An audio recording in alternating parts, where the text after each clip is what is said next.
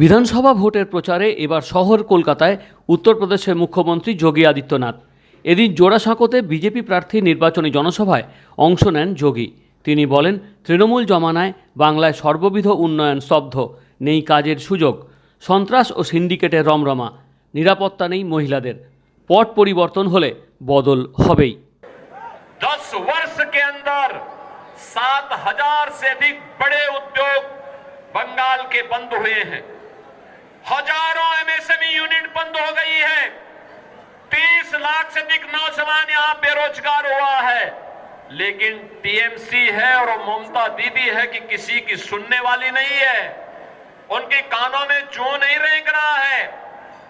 बुआ भतीजे दोनों बंगाल को पूरी तरह यहां के अस्तित्व को समाप्त करना चाहते हैं। आपने देखा होगा कोलकाता का मेयर क्या बोलता है, कहता उर्दू चलेगी यहां उर्दू।